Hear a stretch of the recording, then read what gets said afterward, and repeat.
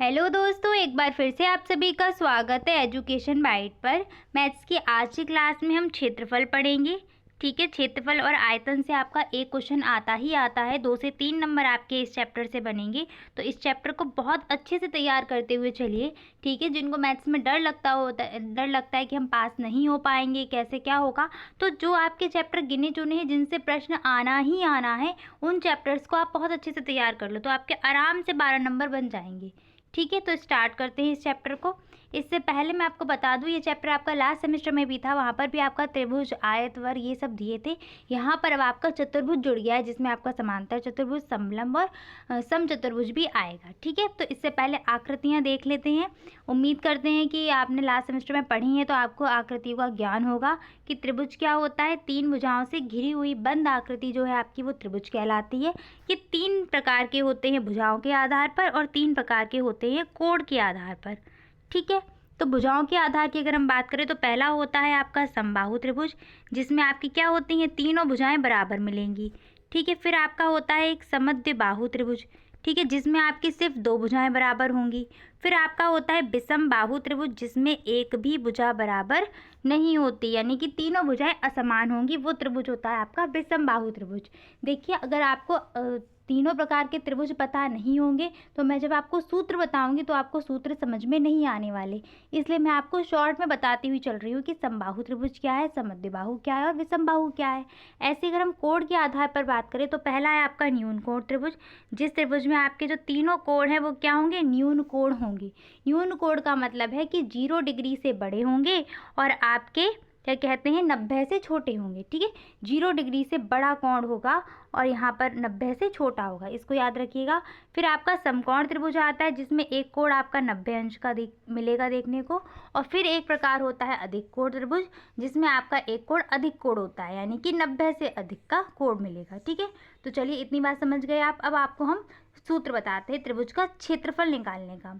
तो पहला सूत्र है आपका, जब त्रिभुज का कोई सा भी त्रिभुज आपको दिया हो और उस त्रिभुज में आपको एक आधार और एक ऊंचाई दी गई हो, तो आप वहाँ पर कौन सा फॉर्मूला लगाएंगे, त्रिभुज का क्षेत्रफल बराबर 1/2 आधार गुणा ऊंचाई। ठीक है, जब आपको त्रिभुज का आधार या ऊंचाई दी गई हो, चाहे वो कैसा भी त्रिभुज हो, अगर उसकी आधार और ऊंचाई दी गई है तो वहाँ पर आप फॉर्मूला कौन सा लगा देंगे, त्रिभुज का क्षेत्रफल बराबर 1/2 आधार गुणा ऊंचाई। सेम ये फॉर्मूला आपका समकोण त्रिभुज में भी काम करता है, क्योंकि समकोण त्रिभुज में क्या होता है, कुछ इस तरीके से बनता है ना समकोण त्रिभुज। ठीक है, तो इसमें ये जो आपका है लंब बनेगा और ये बनेगा आपका आधार। ठीक है, तो आधार है, ये जो लंब होता है उस वही आपकी ऊंचाई होती है। तो सेम वही फॉर्मूला आपका समकोण त्रिभुज में भी लग जाएगा, इसको आपको अलग से याद करने की कोई ज़रूरत नहीं है। आप ऊपर वाला याद कर लो और आपका नीचे वाला हो जाएगा। ठीक है, फिर नेक्स्ट आपका फॉर्मूला है विषमबाहु त्रिभुज के क्षेत्रफल का। ये विषमबाहु क्या, ये कोई सा भी त्रिभुज आपका सभी में लगा सकते हो। ठीक है, अगर आपको आधार और ऊंचाई नहीं दी है, सीधे सीधे आपको तीनों भुजाएं दे दी गई हैं त्रिभुज की, और तीनों भुजाएं अलग अलग दी गई हैं, वहाँ पर आप क्या फॉर्मूला लगाएंगे, ये वाला √s -a s -b s -c। यहाँ पर a b c तो तीनों हैं भुजाएं, जैसे ये त्रिभुज मान लो, तो इस त्रिभुज की a b c तीनों भुजाएं हैं, और s होता है आपका अर्ध परिमाप। अब परिमाप क्या होता है, अगर हम परिमाप की बात करें तो परिमाप का मतलब होता है कि कोई भी अगर आपको आकृति दी गई है, तो इस आकृति की अगर हम चारों ओर कोई तार लगा दें, तो वो जो चीज़ होगी, अगर हम उस तार को लगाएं और नाप के देखें, तो जो तार की लंबाई निकल के आएगी वही आपका परिमाप है, यानी कि चारों ओर लपेट देना। तो त्रिभुज का परिमाप यहाँ से आप समझ गए क्या होगा, तीनों भुजाओं को जोड़ देंगे। किसी भी आकृति का अगर आपसे कभी भी परिमाप पूछा जाए, कोई सी भी आकृति हो, बस आप क्या करेंगे, उस आकृति की जो भी भुजाएं दी गई होंगी उन सबको जोड़ देंगे और परिमाप निकल आएगा। ठीक है, यहाँ पर जो एस है आपका, वो है आपका अर्ध परिमाप, और अर्ध परिमाप निकालने का मतलब क्या है कि परिमाप को निकाला और उसमें 2 का डिवाइड दे दिया। ठीक है, तो अर्ध परिमाप का फॉर्मूला बन जाएगा S बराबर A + B + C/2। ठीक है, तो त्रिभुज के क्षेत्रफल का ये फॉर्मूला आपको याद हो गया। अंदर S, फिर ब्रैकेट में S -a, दूसरे ब्रैकेट में S -b और तीसरे ब्रैकेट में S -c। ठीक है, ये आपका किसी भी प्रकार का त्रिभुज हो, कोई सा भी हो, विषमबाहु ही नहीं, कोई सा भी त्रिभुज हो, चाहे समकोण त्रिभुज हो, अगर तीनों भुजाएं दी गई हैं, आपको कोई फॉर्मूला नहीं याद आ रहा है तो आप इसको लगा दो, आपको क्षेत्रफल मिल जाएगा। ठीक है, और अगर आपको सीधे सीधे आधार और ऊंचाई दे रहा है तो वहाँ आप सीधे सीधे फर्स्ट वाले फॉर्मूले को लगाइएगा, ठीक है। नेक्स्ट आता है समबाहु त्रिभुज का क्षेत्रफल। ये बहुत ही इंपॉर्टेंट फॉर्मूला है आपका, समबाहु त्रिभुज का क्षेत्रफल, इसको अच्छे से याद कर लीजिएगा। समबाहु त्रिभुज का क्षेत्रफल होता है √3/4 भुजा स्क्वायर, ठीक है। यहीं पर आप एक चीज़ और नोट करिएगा, ये फॉर्मूला तो बहुत इंपॉर्टेंट है, डाल लेना। और समबाहु त्रिभुज की अगर आपसे ऊंचाई पूछी जाए, किसकी, समबाहु त्रिभुज की, ठीक है, तो ऊंचाई बराबर यानी कि h बराबर होता है आपका √3/2 भुजा, ठीक है। क्षेत्रफल में क्या होगा, √3/4 गुणा भुजा स्क्वायर, और आपका ऊंचाई निकालने में हो जाएगा √3/2 गुणा भुजा। इसको भी आप अगर नोट कर रहे हैं ना कॉपी पर तो इसको लिख लेना, ठीक है। समबाहु त्रिभुज की ऊंचाई बराबर √3/2 गुणा भुजा, ठीक है। और अगर क्षेत्रफल की बात करें तो √3/4 भुजा स्क्वायर, ठीक है। समद्विबाहु त्रिभुज का क्षेत्रफल की बात करें तो यहाँ पर समबाहु त्रिभुज का क्षेत्रफल आपका होता है 1/2 a √4b² माइनस का a², ठीक है। यहाँ पर जो a² दिया गया है ना, यानी कि a भुजा वो आपकी कौन सी होगी, असमान भुजा। जैसे मान लो ये एक समबाहु त्रिभुज है, इसमें ये दोनों भुजाएं बराबर हैं, तो जो भुजाएं बराबर होंगी उनको तो हम b से डिनोट कर रहे हैं, और जो भुजा असमान है वो क्या है आपकी a। तो यहाँ पर जो 4b² है वो कौन सी आपकी समान भुजाएं हैं, ठीक है। b यहाँ पर समान भुजाएं हैं, तो इस चीज़ को ध्यान रखिएगा, ठीक है। चलिए अब इससे जुड़े हुए हम कुछ प्रश्न कर लेते हैं। पहला प्रश्न दिया गया है आपका, एक त्रिभुज का आधार 42 मीटर है और ऊंचाई 14 मीटर है, त्रिभुज का क्षेत्रफल ज्ञात करो, ठीक है। हमें आधार और ऊंचाई प्रश्न में दी गई है, तो हम क्या करेंगे, सीधे सीधे त्रिभुज का क्षेत्रफल बराबर 1/2 आधार गुणा ऊंचाई फार्मूला लगा देंगे, जो आपका फार्मूला लिखा हुआ है, ठीक है। यहीं पर लगा लो अब 1/2 गुणा आधार कितना दिया है आपको, 42 दिया गया है, ऊंचाई कितनी दी गई है आपको, 14 मीटर दी गई है, ठीक है। 2 सत्ते 14, ठीक है, 7 दूनी 14, 1 7 चौक 28 और 1 29, यानी कि, और यहाँ पर क्षेत्रफल का मात्रक क्या होता है, मीटर स्क्वायर, ठीक है। 294 वर्ग मीटर या 294 मीटर स्क्वायर आपका निकल आएगा आंसर। समझ गए आप। तो किस तरीके से सूत्र में मान रखने हैं, कहाँ पर कौन सा सूत्र लगेगा, इस चीज़ की प्रैक्टिस आपकी कब होगी, जब आप सवालों को लगाते रहेंगे, ठीक है। किसी के पास बुक है या नहीं है बुक, तो दोस्तों से अपने मांग कर वहाँ से क्वेश्चन लेकर आप अपने कर सकते हैं, ठीक है। नेक्स्ट क्वेश्चन की तरफ हम आते हैं। एक समबाहु त्रिभुज, कौन सा त्रिभुज, समबाहु त्रिभुज की भुजा की लंबाई क्या है, 10 सेंटीमीटर है, तो उसका क्षेत्रफल ज्ञात करो। कैसा त्रिभुज प्रश्न में दिया गया है, हमें समबाहु त्रिभुज दिया गया है, और समबाहु त्रिभुज के क्षेत्रफल का सूत्र क्या बताया था, √3/4 भुजा स्क्वायर, यही तो सूत्र था ना। तो हमें उसमें क्वेश्चन में क्या दिया गया है, भुजा दी गई है, तो हमें क्या करना है, सीधे सीधे भुजा का मान रख दो, तो बराबर √3/4, भुजा कितनी है आपकी 10 सेंटीमीटर, तो 10 का स्क्वायर यानी कि 10 गुणा 10, ठीक है। 2 दूनी 4, 2 पंचे 10, फिर 2 से काटा, 2 पंचे 10, तो आपका कितना निकल आया, 25 √3 मीटर स्क्वायर, ठीक है। 25√3 वर्ग, सॉरी यहाँ पर सेंटीमीटर है, मैंने मीटर लगा दिया, यहाँ पर मीटर नहीं होगा सेंटीमीटर होगा, ठीक है। इस चीज़ को ध्यान रखना, जो मात्रक है वही रहेगा, ठीक है, सेंटीमीटर का सेंटीमीटर ही रहेगा, तो 25√3 सेंटीमीटर स्क्वायर इसका आंसर निकल आएगा, ठीक है।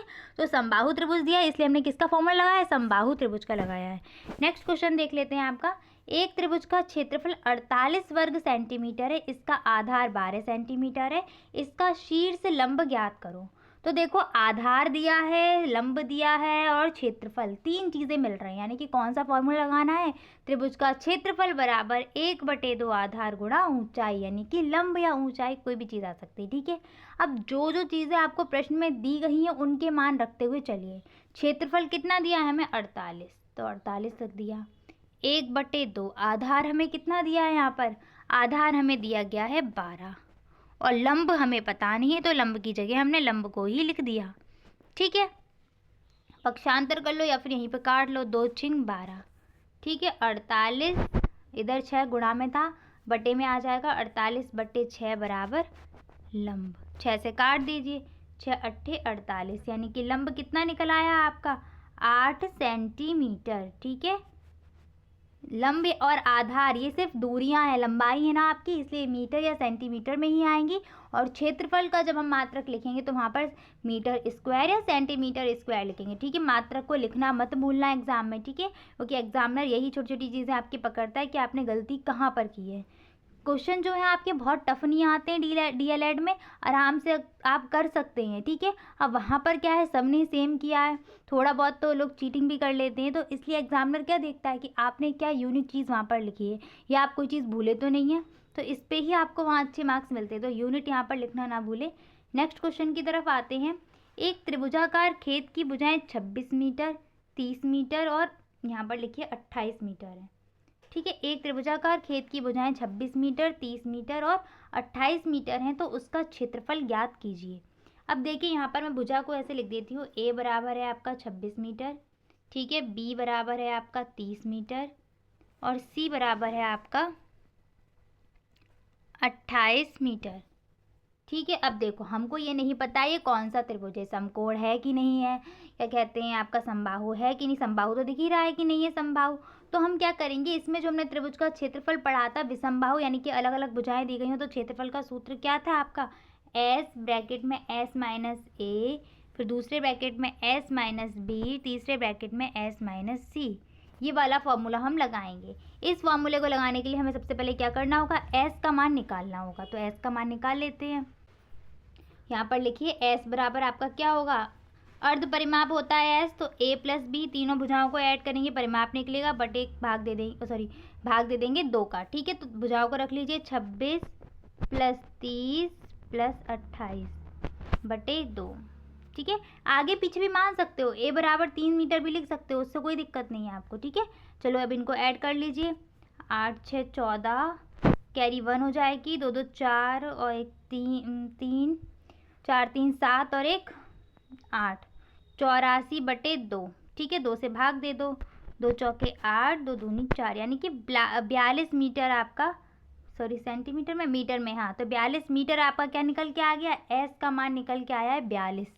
ठीक है, तो अब क्या करेंगे, हम उस फॉर्मूले में मान रखते हैं। एस बराबर हमारा कितना निकल के आया था, 42 मीटर। ठीक है, फॉर्मूला हमारा क्या था, क्षेत्रफल बराबर अंडर रूट एस ब्रैकेट में एस माइनस ए, फिर दूसरे ब्रैकेट में एस माइनस बी और तीसरे ब्रैकेट में क्या हो जाएगा, एस माइनस सी। एस का मान रखते हुए चलिए अंडर रूट 42 माइनस का 26, ठीक है, दूसरे ब्रैकेट में आपका क्या आ जाएगा, 42 माइनस का 30 और जो तीसरा ब्रैकेट है उसको मैं नीचे लिख देती हूँ, कोई दिक्कत तो नहीं आएगी ना इससे, 42 माइनस का 28। ठीक है, अब इनको सॉल्व करते हुए चलिए। ठीक है, 42 का आपका 42 ही रहेगा, यहाँ पर घटा दीजिए, 12 में से आपका 6 गया तो 6 बचा और यहाँ पर 3 में से 1 2 जाएगा तो 6 बचेगा, यानी कि 16 आपका आ जाएगा। अगला घटाइए, यहाँ पर 2 में से 0 गया 0, 4 में से 3 गया 1, यानी कि 12। फिर आपका क्या है, 42 माइनस का 28, तो इसको घटाइए, 12 में से 8 गया आपका 4 बचेगा और 3 में से 2 गया आपका 1, 14 बच गया। ठीक है, अब इसको देखिए कैसे सॉल्व करेंगे। देखिए इतना मैंने कर लिया, ऊपर मैंने रेज कर दिया ताकि मैं वहाँ पर लिख सकूँ आपका। अब या तो आप इनके यहाँ पर गुणनखंड कर लीजिए या फिर आप क्या करें, इन सब का गुणा करके इनके गुणनखंड करो, तो उससे अच्छा है कि हम सीधे सीधे इनके गुणनखंड करते हुए चले। 42 किससे बनेगा आपका, 7 6 42, तो 7 गुणा 6। ठीक है, 16 किससे बना, 4 गुणा 4, तो 4 गुणा 4 कर लिया। ठीक है, नेक्स्ट आपका क्या आ जाएगा, यहाँ पर 12 था ना, 12 किससे आ जाएगा, 6 गुणा 2, 6 दूनी 12 होता है ना, 6 गुणा 2, फिर आपका क्या है 14, तो 7 गुणा 2, 7 दूनी 14। ये मैंने क्यों किया, ताकि मैं पेयर बना सकूं। ठीक है, इससे आपका इजी बनेगा। अंडर रूट लगा हुआ है ना, 7 7, 2 7 मिल रहे हैं, यानी कि एक 7 इसमें से बाहर आ जाएगा। जब भी अंडर रूट लगा हो तो अंदर हम किसका पेयर बनाते हैं, 2 2 नंबर्स का पेयर बनाएंगे। ठीक है, 7 मिल गया तो 7 हमने बाहर निकाल लिया, अंदर देखो 6 मिल रहा था तो हमने 6 बाहर निकाल लिया, 1 6 ये रहा, 1 6 ये रहा, 4 4 मिले थे ना, इन 4 में से 1 4 बाहर आ जाएगा और ये 2 मिला था, ये 2, तो इन 2 2 में से 1 2 बाहर आ जाएगा, इस तरीके से। ठीक है, अब इनका मल्टीप्लाई कर लीजिए, 7 6 42 गुणा 4 दूनी 8। ठीक है, फिर 8 दूनी 16 और 8 चौक 32 और 1 33, 336 मीटर स्क्वायर आपका निकल आया आंसर। ठीक है, कोई दिक्कत नहीं होनी चाहिए इसमें। एक बार फिर से मैं आपको समझा देती हूँ कि मैंने किया क्या था। यहाँ पर जितनी भी आपकी भुजाएं दी थी उनको मैंने लिख लिया था। ए बराबर 26 मीटर, बी बराबर आपका 30 मीटर और सी बराबर यहाँ पर आपकी 28 मीटर। ठीक है, वो कट गया था यहाँ पर थोड़ा। सी बराबर 28 मीटर। सबसे पहले हम क्या करेंगे, तीनों भुजाएं यहाँ हैं आपकी अलग अलग हैं, विषमबाहु त्रिभुज बन रहा है, तो हम क्या करेंगे, इसके लिए फॉर्मूला में कौन सा लगाना है, अंडर रूट एस ब्रैकेट में एस माइनस ए, दूसरे ब्रैकेट में एस माइनस बी और तीसरे ब्रैकेट में एस माइनस सी। ठीक है, एस यहाँ पर क्या है, एस है आपका अर्ध परिमाप, तो एस के लिए हम क्या करेंगे, एस के लिए फॉर्मूला होता है आपका ए प्लस बी प्लस सी अपॉन 2। ठीक है, तो यहाँ से हमने अर्ध परिमाप निकाला था जो आपका 42 निकल के आया था। सारी वैल्यू हमने यहाँ पर रख के और फिर आपका आंसर निकाल लिया। ठीक है, जोड़ घटाना करके। नेक्स्ट क्वेश्चन पर हम आते हैं। नेक्स्ट आपका है आयत। तो आयत को देख लेते हैं, आयत क्या होता है। आयत आपकी कुछ इस तरीके की रचना होती है जिसमें क्या है, आमने सामने की भुजाएं बराबर होंगी। ठीक है, और जितने भी आपकी भुजाएं, सभी भुजाओं के बीच कितने का कोण होगा, 90 अंश का कोण होगा। इस चीज़ को ध्यान रखिएगा कि सारी भुजाओं के बीच किसका कोण होता है, 90 अंश का कोण होता है। यही जो आकृति होती है वो आपकी क्या कहलाती है, आयत कहलाती है। ठीक है, जिसकी सम्मुख भुजाएं बराबर हों और प्रत्येक कोण 90 अंश का हो वो होता है आपका आयत। ठीक है, अब आयत के फॉर्मूले देख लेते हैं। सबसे पहले आयत का क्षेत्रफल दिया गया है, तो आयत का क्षेत्रफल क्या होता है, लंबाई गुणा चौड़ाई। आयत की, अब यहाँ से आयत की लंबाई अगर हमें निकालने को बोली जाए तो हम कैसे निकालेंगे, आयत का क्षेत्रफल रखा रहने देंगे और चौड़ाई को पक्षांतर कर देंगे। तो यहाँ से लंबाई का फॉर्मूला क्या बन जाएगा, लंबाई बराबर आयत का क्षेत्रफल बटे चौड़ाई। ठीक है, आपको बस पहला फॉर्मूला याद करना है। ठीक है, इन दोनों को याद करने की कोई ज़रूरत नहीं है आपको, इसको याद करिए और यहाँ से ही आप क्या है, लंबाई बराबर भी निकाल सकते हैं और चौड़ाई बराबर भी निकाल सकते हैं। बस पक्षांतर ही तो करना है, इसलिए आप पहला सूत्र याद करिएगा। ठीक है, अब नेक्स्ट आएंगे हम आयत के परिमाप की तरफ। तो आयत के परिमाप का सूत्र होता है 2 ब्रैकेट में लंबाई प्लस चौड़ाई। ठीक है, आयत के परिमाप का सूत्र क्या है, 2 ब्रैकेट के अंदर एल प्लस बी या फिर लंबाई प्लस चौड़ाई। नेक्स्ट आते हैं आयत के विकर्ण की तरफ। तो आयत का विकर्ण बराबर होता है अंडर रूट लंबाई का स्क्वायर प्लस चौड़ाई का स्क्वायर। इसको शॉर्ट में अगर लिखना चाहे तो लिख सकते हैं एल स्क्वायर प्लस का बी स्क्वायर। ठीक है, तो आप चाहे सिंबल से याद कर लो, चाहे उनके नाम से लंबाई चौड़ाई से याद कर लो, जिस तरीके से आपको अच्छा लगे। ठीक है, तो चलिए क्वेश्चन की तरफ बढ़ते हैं। अगर कोई एक आध फॉर्मूला रह भी जाएगा तो परेशान मत होना, इसके बाद मैं आपको जब नेक्स्ट क्लास करवाऊंगी ना तो वहाँ पर आपको क्या करना है, आज की क्लास में मैं जितने भी आपको सूत्र करवा रही हूँ सब सूत्र याद करके बैठने, क्योंकि उस क्लास में मैं आपका बस रिवीजन कराऊंगी। ठीक है, जो नेक्स्ट वीडियो इसके बाद आएगी उसमें आयत, क्षेत्रफल, वृत्त, वर्ग, इनसे संबंधित जितने भी क्वेश्चन आपके एग्जाम में आए होंगे वो सारे मैं एक साथ करवाऊंगी, जिससे क्या है, आपको एक बार सूत्र याद करने के बाद आप खुद प्रैक्टिस कर पाएँ कि हाँ हमें थोड़ा कॉन्फिडेंस आ रहा है करने के बाद। ठीक है, तो वहाँ पर आप पहले से सूत्र याद करके बैठिएगा। चलिए स्टार्ट करते हैं। नेक्स्ट है आपका फर्स्ट क्वेश्चन आयत से जुड़ा हुआ कि आयत का क्षेत्रफल ज्ञात करना है जिसकी लंबाई 12 सेंटीमीटर और चौड़ाई कितनी है, 7 सेंटीमीटर दी गई है। ठीक है, तो आयत के क्षेत्रफल का सूत्र क्या होता है आपका, आयत का क्षेत्रफल बराबर लंबाई गुणा चौड़ाई, यानी कि L इंटू बी।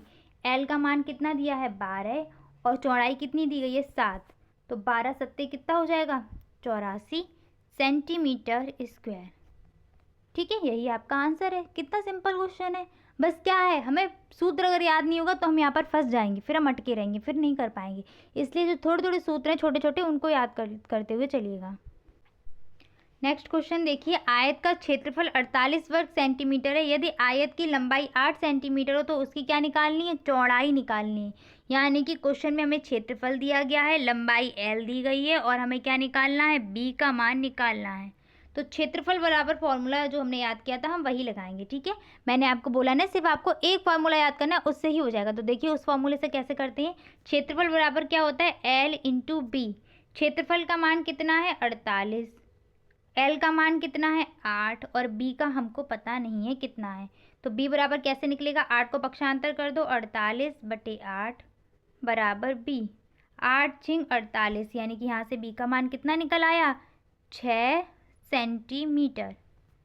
ठीक है, यही आपका 6 सेंटीमीटर क्या हो जाएगा आंसर। तो ज़्यादा फॉर्मूले आपको याद नहीं करने हैं, बस उन्हीं से आपको पक्षांतर करके बना लेने हैं। नेक्स्ट क्वेश्चन देखिए, उस आयत का क्षेत्रफल, विकर्ण एवं परिमाप ज्ञात कीजिए जिसकी संलग्न भुजाएं क्रमशः 12 और 5 सेंटीमीटर हैं। संलग्न भुजाएं देखिए, संलग्न भुजाएं को मतलब ये कि ये कोई आपको आकृति आयत की दी गई है। संलग्न भुजाएं यानी कि जो एक के साथ एक हों, यानी कि ये 12 सेंटीमीटर है, सॉरी ये 12 सेंटीमीटर है आपकी। तो इसकी जो संलग्न भुजा होगी यानी कि इसके साथ में जो कोण बना रही होगी ये वाली भुजा, ये कितनी हो जाएगी आपकी 5 सेंटीमीटर। ठीक है, यानी कि आपको प्रश्न में क्या दिया है, लंबाई L दी गई है 12 सेंटीमीटर और चौड़ाई B दी गई है आपको 5 सेंटीमीटर। सबसे पहले हम क्षेत्रफल निकाल लेते हैं। क्षेत्रफल का फॉर्मूला लिखा हुआ भी है, क्या होता है, लंबाई गुणा चौड़ाई। ठीक है, तो लंबाई का मान रख दो 12, चौड़ाई का रख दो 5। आपका आंसर कितना आ जाएगा, 12 पंजे 60 सेंटीमीटर स्क्वायर। ठीक है, कोई प्रॉब्लम इसमें, कोई दिक्कत नहीं आनी चाहिए। अब हम देखते हैं परिमाप। परिमाप निकालो या फिर विकर्ण निकाल लो। विकर्ण को अगर हम निकालेंगे तो विकर्ण निकालने का फॉर्मूला क्या होता है आपका, √L का स्क्वायर प्लस B का स्क्वायर। L का मान कितना है आपका प्रश्न में, 12 है ना, तो 12 का स्क्वायर प्लस B का मान क्या है, B का मान है 5, तो 5 का स्क्वायर। ठीक है, अब इनके स्क्वायर को खोल दो तो √144 प्लस 5 25। तो अब इसको जोड़िएगा, जोड़ के देखो कितना बनता है। इसको मैं साइड में यहाँ कर दूँगी। ठीक है, 5 4 9, 4 2 6 और 1 का 1 और √ लग जाएगा। ठीक है, 169 आपका किसका है, 169 आपका 13 का वर्ग होता है। ठीक है, तो √13 स्क्वायर कर दें या फिर सीधे सीधे मैं 13 निकाल दूँ तो कोई परेशानी है, मतलब यहाँ √ के अंदर 13 का स्क्वायर आएगा, स्क्वायर से आपका वर्गमूल कट जाएगा और आपका आंसर आ जाएगा 13 सेंटीमीटर। ठीक है, विकर्ण में क्या होगा आपका, एक भुजा सिंगल भुजा होती है, इसलिए आपकी क्या हो जाएगी, सेंटीमीटर में ही आंसर आएगा। ठीक है, अब हम क्या निकालेंगे, इसका परिमाप। तो परिमाप का फॉर्मूला क्या होगा आपका, परिमाप बराबर होता है 2 ब्रैकेट में लंबाई प्लस चौड़ाई। ठीक है, 2 लंबाई का मान कितना है आपका 12 और चौड़ाई आपकी कितनी थी 5। ठीक है, तो 12 और 5 कितना हो जाएगा, 17 हो जाएगा और 17 दूनी 34 सेंटीमीटर आपकी क्या निकल आएगी, परिमाप निकल के आ जाएगा 34 सेंटीमीटर। ठीक है, तो इस तरीके से ही आपके क्वेश्चन आने हैं। एक प्रकार के क्वेश्चन और ये आएंगे कि आयत दिया गया है, बीच में हमने 5 सेंटीमीटर का रास्ता बनाया है या चारों ओर रास्ता बनाया है, तो उन प्रश्न के लिए घबराइए मत। पहले आप बेसिक कंप्लीट कर लो अभी आज की क्लास में, फिर नेक्स्ट क्लास में मैं आपको इसी तरीके के क्वेश्चन कराऊंगी, तो वहाँ पर आपको ये चीज़ जल्दी समझ में आ जाएगी। ठीक है, नेक्स्ट हम बढ़ेंगे वर्ग की तरफ। तो वर्ग आपका क्या होता है, एक ऐसी आकृति होती है जिसकी चारों भुजाएं बराबर होती हैं और चारों भुजाओं के बीच आपका एंगल कितने का होगा, 90 का ही होगा। ठीक है, चारों भुजाएं बराबर मिलेंगी देखने को वर्ग की और चारों कोण 90 अंश के होंगे। आयत में क्या शर्त होती है, आयत में सिर्फ आमने सामने की भुजाएं बराबर होती हैं और जो आपका कोण होता है वो क्या होता है, 90 अंश का होता है। क्या प्रत्येक वर्ग आयत हो सकता है, तो हाँ, प्रत्येक वर्ग आयत हो सकता है। आयत की कंडीशन क्या थी, आमने सामने की भुजाएं बराबर होंगी। वर्ग में अप्लाई करो, वर्ग में देखो आमने सामने की भुजाएं बराबर मिल रही हैं और कोण भी 90 का मिल रहा है। तो यहाँ से आप समझ गए कि जो वर्ग है वो क्या है, एक आयत हो सकता है, लेकिन एक आयत कभी भी वर्ग नहीं होगा, क्योंकि वर्ग के लिए हमें चारों भुजाएं बराबर चाहिए और आयत में कभी भी चारों भुजाएं बराबर नहीं हो सकती। ठीक है, ये सभी क्या चतुर्भुज हैं, तो हाँ हैं, क्योंकि चतुर्भुज क्या होता है आपका, 4 भुजाओं की घिरी हुई आकृति चतुर्भुज होती है और आयत में भी आपको 4 भुजाएं देखने को मिल रही हैं और वर्ग में भी 4 भुजाएं देखने को मिल रही हैं, इसलिए आयत और वर्ग दोनों ही आपके चतुर्भुज हैं। ठीक है, अब वर्ग का क्षेत्रफल देख लीजिए। वर्ग का क्षेत्रफल होता है भुजा स्क्वायर या फिर आप लिख सकते हैं a का स्क्वायर। वर्ग का परिमाप देखें तो 4 गुणा भुजा यानी कि 4a। अगर आप इस तरीके से समझें तो वर्ग की मान लो चारों भुजाएं a और a दी हैं, ये वर्ग तो नहीं आयत बन गया, मैं आपको ऐसे बना दूं वर्ग। अब वर्ग लग रहा है, इसकी चारों भुजाएं अगर a हैं और मैंने आपको क्या बताया था, जब भी परिमाप निकालना हो किसी भी आकृति का, चारों भुजाएं जोड़ दो। अगर आप इसकी चारों भुजाएं जोड़ेंगे तो क्या निकल के आ जाएगा, a plus a plus a plus a और आपका क्या बन जाएगा 4a। तो वहीं से आपका 4a आया हुआ है। ठीक है, सेम आयत में भी ये था, आयत में 2 लंबाइयाँ जुड़ी थी, 2 चौड़ाइयाँ जुड़ी थी, इसलिए वहाँ पर आपका जो परिमाप का सूत्र बना था वो क्या बना था, 2 ब्रैकेट में L प्लस B। ठीक है, अब वर्ग का विकर्ण देख लेते हैं। तो वर्ग का विकर्ण होता है √2 भुजा। ठीक है, √2 लिख सकते हो या फिर √2 भुजा लिख सकते हो। चलिए अब प्रश्न पर बढ़ते हैं। तो पहला प्रश्न है आपका, उस वर्ग का क्षेत्रफल ज्ञात कीजिए जिसकी भुजा कितनी है, 5 सेंटीमीटर है। वर्ग के क्षेत्रफल का सूत्र क्या होता है, भुजा स्क्वायर। सूत्र यहाँ पर लिखा हुआ भी है, भुजा स्क्वायर यानी कि 5 का स्क्वायर। और 5 का स्क्वायर कितना हो जाएगा, 5 25। भुजा थी कितनी, 5 सेंटीमीटर यानी कि 25 सेंटीमीटर स्क्वायर आपका आंसर हो जाएगा। ठीक है, उस वर्ग का क्षेत्रफल 16 मीटर है, उसकी भुजा की लंबाई ज्ञात कीजिए। यानी कि क्षेत्रफल आपको यहाँ पर दिया है 16 सेंटीमीटर। तो 16 सेंटीमीटर क्षेत्रफल हो जाएगा।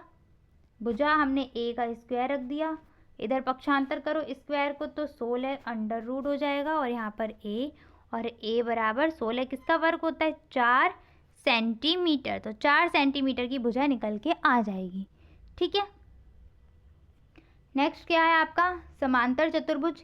समांतर चतुर्भुज क्या होते हैं, तो अब इन चीज़ों को बहुत अच्छे से समझते हुए चलिए। ठीक है, देखिए समांतर चतुर्भुज को शायद पैरेललोग्राम बोलते हैं, तो वही आपका शायद इसमें क्या होता है आपका, समांतर चतुर्भुज आपका एक तरीके से लगभग आयत के जैसे है। ठीक है, लगभग है, पूरा नहीं है। तो देखिए समझिए इसको कैसे, आयत में कंडीशन है कि चारों मतलब जो प्रत्येक कोण है वो 90 अंश के होंगे, लेकिन यहाँ पर कोई कंडीशन नहीं है ऐसी, कोण कितने भी अंश का हो सकता है। ठीक है, 90 का हो, कितने का भी हो, वो यहाँ पर नहीं देखना है। तो देखिए इसकी पहली क्या है जो शर्त है वो क्या है, इसकी सम्मुख भुजाएं बराबर होनी चाहिए। ठीक है, तो सम्मुख भुजाएं आपकी आयत में भी बराबर होती हैं। दूसरी कंडीशन है इसकी कि जो इसके कोण होंगे, सम्मुख अंतः कोण, इनका अगर मैं योग निकालूं तो इनका योग निकल के आपका आएगा, सॉरी प्लस का साइन लगाना है यहाँ पर, प्लस एंगल सी बराबर 180 अंश। ठीक है, ये इनका योग निकल के आएगा। अगर यहाँ से अगर मैं आपसे पूछूं क्या प्रत्येक समांतर चतुर्भुज आयत हो सकता है, प्रत्येक समांतर चतुर्भुज क्या आयत होगा, तो आपका आंसर आना चाहिए नहीं। ज़रूरी नहीं है कि प्रत्येक समांतर चतुर्भुज आयत हो। एंगल तो यहाँ 90 के दिख ही नहीं रहे हैं ना, जब तक एंगल 90 का नहीं दिखेगा प्रत्येक एंगल, तब तक वो आयत कभी नहीं बनेगा। इसलिए प्रत्येक समांतर चतुर्भुज आयत नहीं हो सकता है, बल्कि एक आयत आपका समांतर चतुर्भुज होता है। अगर आयत के आप अंतः कोणों की बात करें, जैसे एक ये ले लो, एक ये ले लो, 90 90 आपका क्या हो जाएंगे, ये दोनों के 180 बन जाएगा। ठीक है, तो एक आयत आपका समांतर चतुर्भुज हो सकता है। यहाँ पर समांतर चतुर्भुज को आप समझ गए होंगे कि क्या है, इसके जो सामने की भुजाएं हैं वो बराबर होंगी, यानी कि DC भुजा ए बी के बराबर होगी और DA भुजा आपकी BC के बराबर होगी। ठीक है, फिर से एक बार समझा देती हूँ, ये जो DC भुजा है ये किसके बराबर होगी, नीचे वाली भुजा AB के, और जो आपकी AD भुजा है ये किसके बराबर होगी, AC के बराबर होगी। ठीक है, जो इनके कोण होंगे अंदर के, तो सम्मुख कोण होंगे वो होंगे आपके 180 अंश के, यानी कि angle A plus angle C को ऐड करेंगे तो इनका योग 180 अंश आएगा, और एंगल B और एंगल D को ऐड करेंगे तो इनका योग कितना आएगा, 180 अंश आएगा। ये बात समझ में आ गई। अब हम देखते हैं समांतर चतुर्भुज का क्षेत्रफल। तो समांतर चतुर्भुज का क्षेत्रफल होता है आधार गुणा ऊंचाई। ठीक है, क्षेत्रफल ही है तो इसलिए मैं आपको सिर्फ क्षेत्रफल का फॉर्मूला बता रही हूँ कि समांतर चतुर्भुज का क्षेत्रफल क्या होता है, आधार गुणा ऊंचाई होता है। ठीक है, नेक्स्ट हम आते हैं यहाँ पर समचतुर्भुज के क्षेत्रफल पर। तो समचतुर्भुज आपका वर्ग जैसा है, इसकी चारों भुजाएं कैसी होंगी, बराबर होंगी। ठीक है, और सम्मुख कोण आपका वही आपका क्या 180 डिग्री का, इनका जो योग निकल के आएगा वो 180 अंश निकल के आएगा। ठीक है, एक चीज़ याद रखिएगा कि आप देख पा रहे हैं कि इनके विकर्ण एक दूसरे को काट रहे हैं, तो इनके विकर्ण हमेशा कब कहाँ पर काटेंगे, इनके विकर्ण एक दूसरे को क्या करते हैं, समद्विभाजित करते हैं। ठीक है, एक दूसरे को समद्विभाजित करेंगे, यानी कि बराबर यहाँ पर अगर मैं O दे दूँ तो आपका यहाँ पर AO बराबर निकल के आएगा OC, और BO बराबर निकल के आएगा OD। समद्विभाजित करेंगे और एंगल कौन सा बनाएंगे, 90 डिग्री का एंगल बनाएंगे। ठीक है, ये चीज़ें आपसे ज़्यादा पूछ ही नहीं चाहिए कि क्षेत्रफल दिया गया, इसलिए मैं यहाँ पे ज़्यादा आपको नहीं समझा रही हूँ इससे जुड़ी हुई चीज़ें। ठीक है, जब आपको टेट में ज़रूरत पड़ेगी वहाँ पर आपकी टेट में ये चीज़ें आ सकती हैं, क्योंकि वहाँ ऑप्शन सीधे सीधे थ्योरी में दे देता है आपको कि क्या ये समकोण पर काटते हैं या क्या ये समकोण पर नहीं काटते हैं, तब वहाँ पर ये चीज़ें ज़रूरत पड़ती हैं आपकी। ठीक है, तो जितना ज़रूरी है आपके DLED के लिए, वो भी इस सेमेस्टर के लिए, मैं आपको सिर्फ उतना ही बता रही हूँ। ठीक है, तो फॉर्मूला देखिए, समचतुर्भुज के क्षेत्रफल का होता है 1/2 विकर्णों का गुणनफल। ठीक है, विकर्ण आपको दिए जाएंगे, ठीक है, विकर्ण आपको क्वेश्चन में ही दिए जाएंगे यहाँ पर, ठीक है। और फिर भी एक फॉर्मूला आप लिख सकते हैं यहाँ पर मैं इसकी जो भुजाएं हैं इनको मैं ए बता देती हूँ, ठीक है, ए से डिनोट कर रही हूँ। और इसके एक विकर्ण को मैं बता रही हूँ D1, ठीक है, और एक को डिनोट करूँगी D2 से। तो इसकी भुजा और विकर्ण के बीच में जो संबंध होता है वो नोट कर सकते हैं आप। 4a² बराबर D1 का स्क्वायर प्लस का D2 का स्क्वायर, ठीक है। D1 यानी कि एक विकर्ण का स्क्वायर फिर प्लस दूसरे विकर्ण का स्क्वायर। बाई चांस अगर आपको क्वेश्चन में एक विकर्ण दिया जाए और एक भुजा दी जाती है, दूसरा विकर्ण नहीं दिया जाए और क्षेत्रफल पूछा जा रहा है, तो आप यहाँ से पहले विकर्ण को निकालेंगे, उसके बाद आप यहाँ पर मान रखेंगे। क्योंकि अगर मैं आपको इससे बताऊँ D और उनसे डिनोट करके बताऊँ तो फॉर्मूला आपका यहाँ से निकाल के बनाएंगे 1/2 गुणा D1 इंटू D2, ठीक है। तो हमें विकर्ण की ज़रूरत पड़ेगी अगर हमें क्षेत्रफल निकालना है, ठीक है। और इसका क्षेत्रफल याद रखिएगा, समांतर चतुर्भुज के क्षेत्र का जो क्षेत्रफल है वो आपने जो त्रिभुज का क्षेत्रफल पढ़ा था ना, 1/2 आधार गुणा ऊंचाई, वहीं से है आपका। बस यहाँ पर 1/2 गायब हो जाता है, ठीक है, वो नहीं है। तो इस तरीके से अपने माइंड में याद रखिएगा। नेक्स्ट आते हैं हम समलंब चतुर्भुज की ओर। तो समलंब चतुर्भुज क्या होता है, इसकी समांतर दो भुजाएं तो समांतर होंगी, ठीक है, दो भुजाएं आपस में कैसी होंगी, समांतर होंगी। बाकी दोनों भुजाएं कैसी भी हो सकती हैं, ठीक है। ये दोनों भुजाएं समांतर होंगी, बराबर नहीं होंगी, जरूरी नहीं है कि बराबर हों। तो इसका जो फॉर्मूला क्षेत्रफल का बनता है वो क्या है आपका, 1/2 गुणा समांतर भुजाओं का योग, यानी कि समांतर जो भी भुजाएं दी गई हैं उनका योग गुणा में ऊंचाई आपको स्पेशली दी जाएगी एग्जाम में, ठीक है। अभी यहाँ पर आपके जो टेट में क्वेश्चन आते हैं उस टाइप से क्वेश्चन नहीं आने वाले, इसलिए बहुत टफ नहीं देगा वो, सीधे सीधे आपको क्वेश्चन में सारे मान वो लिख के देगा। अगर आपसे वो क्वेश्चन पूछ रहा है तो ऊंचाई आपको h देगा, यहाँ पर समांतर भुजाओं के बारे में देगा और आपको बस सीधे सीधे मान रखना होगा। तो फॉर्मूला अच्छे से याद कर लेना कि समलंब चतुर्भुज का क्षेत्रफल क्या होता है आपका, समांतर भुजाओं का योग गुणा, और 1/2 समांतर भुजाओं का योग गुणा ऊंचाई, ठीक है। इसको शायद ट्रेपजियम बोलते हैं और समचतुर्भुज को बोलते हैं रोम्बस, ठीक है। तो इन इंग्लिश में भी मैंने आपको नाम बता दिए। नेक्स्ट अब हम इनके क्वेश्चन की तरफ बढ़ते हैं जिससे हमें चीज़ें क्लियर हो जाएंगी। पहला क्या है, एक समांतर चतुर्भुजाकार मैदान की भुजा 84 मीटर है और सामने के शीर्ष से इस भुजा पर डाले गए लंब की लंबाई क्या है आपकी, 28 मीटर है। समांतर चतुर्भुज का क्षेत्रफल ज्ञात कीजिए। अब मैं आपको जैसे समझा रही हूँ वैसे करते हुए चलिए, ठीक है। मान लो एक कोई समांतर चतुर्भुज आपको दिया गया है, इस तरीके से बना हुआ है। समांतर चतुर्भुज आपको कुछ इस तरीके से मिलेगा। इसकी एक भुजा कितनी है, 84, ठीक है। और इसकी जो शीर्ष से क्या है, किसी भी एक शीर्ष से सामने वाली भुजा पर एक लंब डाला गया, यानी कि ये जो क्या है आपका 28 मीटर, ठीक है। तो ये जो लंब है ये किसका काम कर रहा है, h ऊंचाई का काम कर रहा है। और ये जो नीचे की भुजा है ये किसका काम कर रही है, आधार का काम कर रही है। यानी कि प्रश्न में हमको क्या दिया गया है, प्रश्न में हमको एक आधार दे दिया गया है और प्रश्न में हमको एक ऊंचाई दे दी गई है, ठीक है। यानी कि हमें आधार और ऊंचाई प्रश्न में दी गई है, हमसे पूछा क्या गया है, प्रश्न में हमसे क्षेत्रफल पूछा गया है। और समांतर चतुर्भुज है जिसके क्षेत्रफल का सूत्र क्या होता है, आधार गुणा ऊंचाई।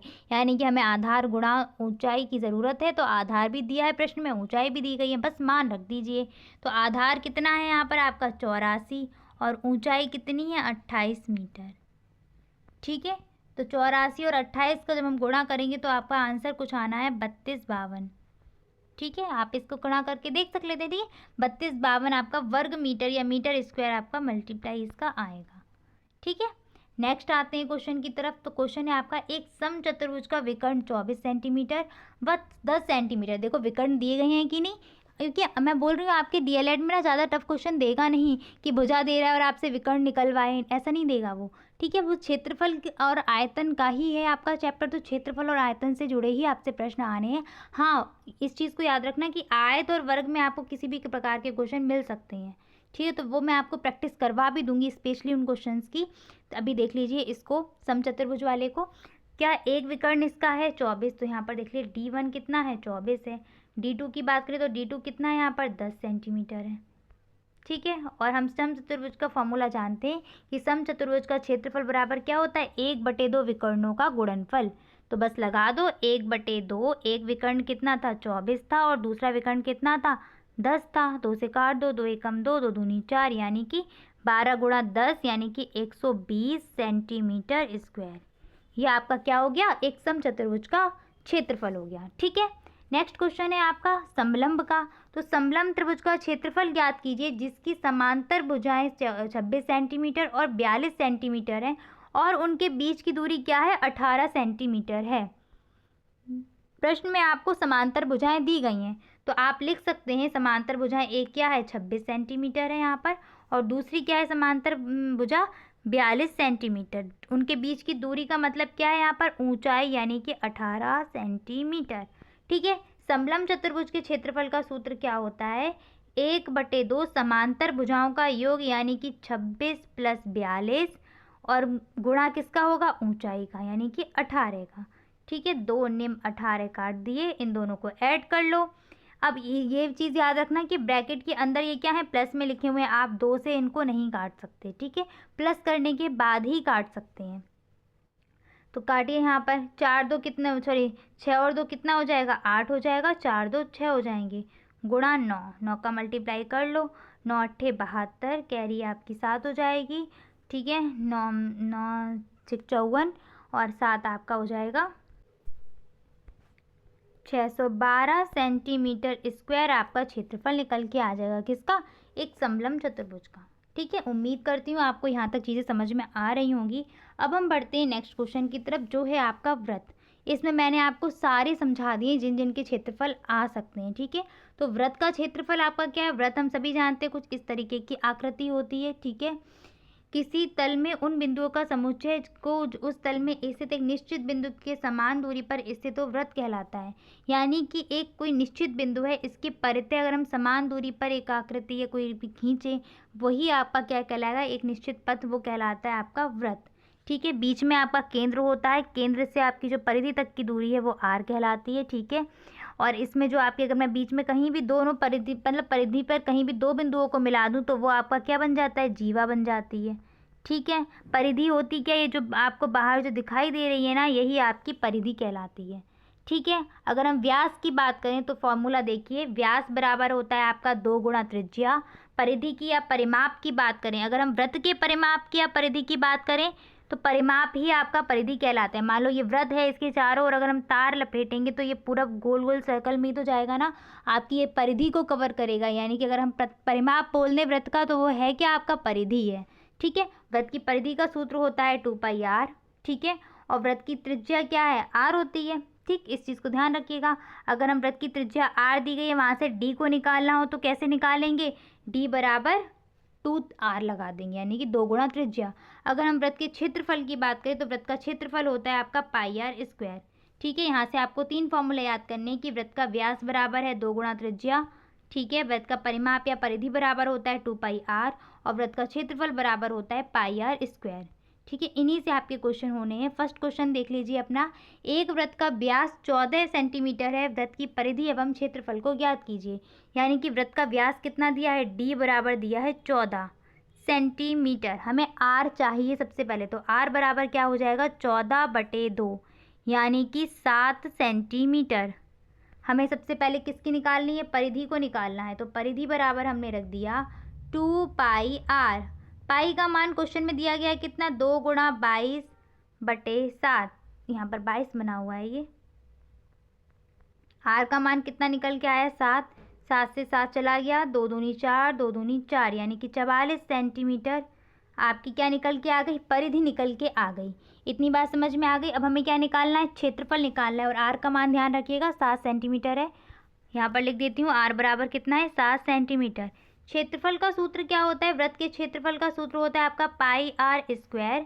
पाई का मान कितना है, 22/7 गुणा 7 का स्क्वायर लिख दो या 7 गुणा 7 लिख दो, कोई दिक्कत नहीं। 7 से 7 चला गया, 7 दूनी 14 और 7 दूनी 14 और 1 15, 154 सेंटीमीटर स्क्वायर आपका क्या निकल के आ जाएगा, क्षेत्रफल निकल के आ जाएगा वृत्त का। नेक्स्ट क्वेश्चन है आपका, वृत्त की परिधि ज्ञात कीजिए जिसकी त्रिज्या कितनी है, 7.7 सेंटीमीटर है। ठीक है, वृत्त की परिधि का सूत्र यहाँ पर लिखा हुआ भी है 2πr। अगर नहीं दिख रहा है तो मैं आपको बराबर लिख के बता देती हूँ, 2πr। पाई का मान, जब भी अगर हमें 7 में कुछ वैल्यू दी जा रही है ना त्रिज्या, तो हम 22/7 ही मान रखेंगे। ठीक है, तो 2 गुणा 22/7 गुणा 7.7, तो 7 से काट दो तो आपका 1.1 आ जाएगा। ठीक है, 2 का गुणा कर दो 22 में, तो 22 दूनी 44 हो जाएगा, गुणा 1.1, तो 11 है ना, एक तरीके से 11 कर दो, 11 चौक 44, कैरी आपकी 4 हो जाएगी, 11 चौक 44 और 4 आपका कितना हो जाएगा 48। एक अंक बाद दशमलव था तो एक अंक बाद लगा दिया। ठीक है, 48.4 सेंटीमीटर, ये क्या निकल के आ गई, आपकी परिधि निकल के आ गई, किसकी, वृत्त की। तो आपका 44.4 सेंटीमीटर हो जाएगा, तो ये 48.4 सेंटीमीटर हो जाएगा वृत्त की परिधि। ठीक है, नेक्स्ट प्रश्न है आपका, किसी वृत्त की त्रिज्या 14 सेंटीमीटर है, उसकी परिधि और क्षेत्रफल ज्ञात कीजिए। तो परिधि का फॉर्मूला लगा दो, r बराबर हमें कितना दिया गया है, 14 दिया गया है। ठीक है, सेम आपका जो भी कराया था वैसे ही क्वेश्चन है आपका। परिधि लगा दो तो 2 पाई r बराबर क्या हो जाएगा, 2 गुणा 22/7 गुणा 14। ठीक है, 7 दूनी 14। ठीक है, 22 दूनी 44 हो जाएगा, गुणा 2 और 44 दूनी आपका 88 सेंटीमीटर। क्या निकल के आ गई, ये परिधि निकल के आई है। ठीक है, ये आपकी क्या निकल के आई है, परिधि निकल के आई है। अब हमें क्या निकालना है, वृत्त का निकालना है हमको क्षेत्रफल। तो क्षेत्रफल का फॉर्मूला क्या होता है आपका, पाई आर स्क्वायर। पाई का मान रखा 22/7 गुणा आर का मान क्या रखा, 14 गुणा 14। ठीक है, तो 7 से काट दो, 7 दूनी 14।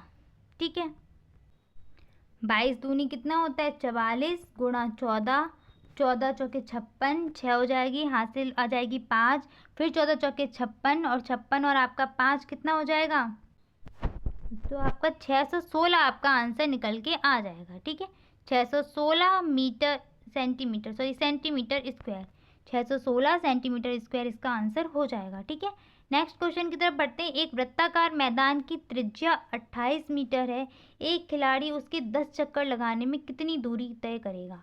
यानी कि एक कोई वृत्त है, उसकी त्रिज्या हमको दी गई है 28, एक खिलाड़ी उसके 10 चक्कर लगाने में, किसके, इस वृत्त के 10 चक्कर, यानी कि खिलाड़ी कर क्या रहा है, एक चक्कर में वो क्या नापेगा, परिधि नापेगा।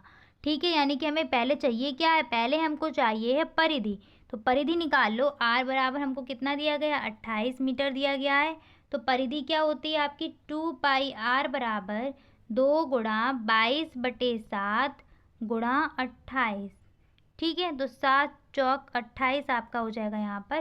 ठीक है, 22 दूनी 44 और 44 गुणा 4 आपका, 44 गुणा 4, 4 चौक 16 और 4 चौक 16 और 17 आपका मतलब 176 मीटर आपकी क्या निकल के आ गई, परिधि निकल के आ गई। ठीक है, लेकिन खिलाड़ी ने किया क्या, खिलाड़ी ने तो एक चक्कर नहीं लगाया ना, खिलाड़ी ने 10 चक्कर लगाए हैं।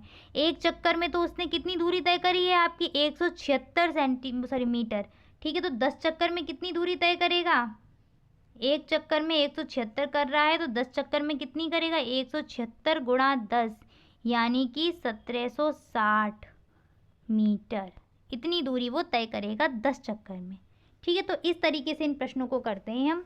ठीक है, आज की क्लास में बस इतना ही, नेक्स्ट क्लास में मिलेंगे, वहाँ पर मैं आपको जो ऐसा भी हो सकता है, कुछ ऐसे प्रश्न आ सकते हैं ना कि एक आयताकार खेत है, उसके चारों तरफ अगर तार बिछवाया जा रहा है, जिसकी कॉस्ट आपकी दी जाती है उसमें कि 12 रुपये प्रति मीटर से बिछवाया जा रहा है।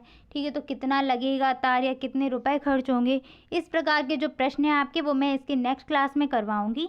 ठीक है, आज की क्लास में बस इतना ही। उम्मीद करती हूँ कि आप नेक्स्ट क्लास में जब वीडियो मेरी देखेंगे तो सारे आपको सूत्र याद होंगे, जितने भी मैंने आपको क्षेत्रफल से जुड़े हुए आज सूत्र करवाए हैं, क्योंकि अगर आप सूत्र याद नहीं करेंगे ना तो आप इससे जुड़े हुए एक भी प्रश्न नहीं कर सकते हैं। ठीक है, तो सूत्र याद करके बैठिएगा उस क्लास में। मिलते हैं नेक्स्ट क्लास में। Thanks for watching and please like share and subscribe my channel. Bye bye, take care.